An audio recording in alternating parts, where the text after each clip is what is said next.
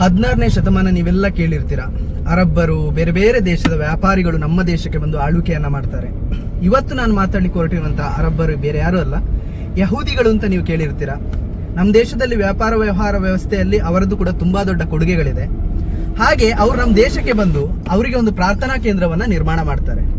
ಅದು ಆವಾಗಿನ ಕಾಲದಲ್ಲಿ ತುಂಬಾ ಮಾಡರ್ನೈಸ್ಡ್ ಆಗಿ, ಕಸ್ಟಮೈಸ್ಡ್ ಆಗಿ ಮಾಡಿರುವಂತಹ ವಸ್ತುಗಳನ್ನು ಉಪಯೋಗಿಸಿಕೊಂಡು ಅದನ್ನ ಬಿಲ್ಡ್ ಮಾಡಲಾಗಿದೆ.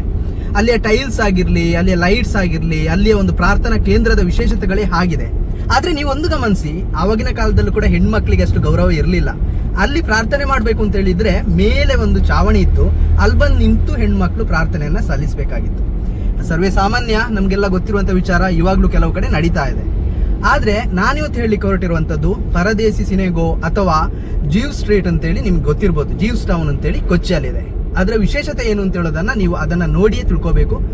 ಇದೀಗ ನಮ್ಮ ದೇಶದಲ್ಲಿ ಟೋಟಲ್ 7 ಜೀವ್ಸ್ ಟೌನ್ ಅಂದ್ರೆ ಜೀವ್ಸ್ ಹಳ್ಳಿಗಳಿದೆ. ಅದರಲ್ಲಿ ಅವರ ಪಾಪ್ಯುಲೇಷನ್ 4,000ದಿಂದ 5,000 ಜನ ಇರಬಹುದು.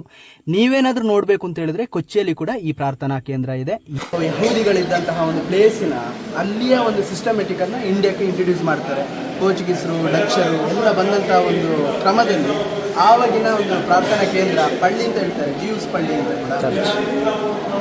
ಯಹೂದಿ ಟೌನ್ ಅಥವಾ ಸಿನೆಗೋಗ್ ಅಂತ ಹೇಳ್ತಾರೆ. ಇದನ್ನು ಮುಚ್ಚಲಾಗಿತ್ತು. ಮತ್ತೆ ಈ ಟೈಲ್ಸ್ ಎಲ್ಲ ನೀವು ನೋಡ್ಬೋದು, ನಮ್ಮ ಏನ್ಷಿಯಂಟ್ ಟೈಲ್ಸ್ ಸ್ವಲ್ಪ ಚೇಂಜಸ್ ಆಗಿದೆ.